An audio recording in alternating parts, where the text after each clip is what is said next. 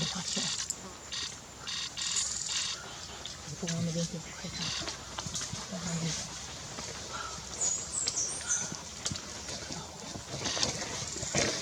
Siya sampai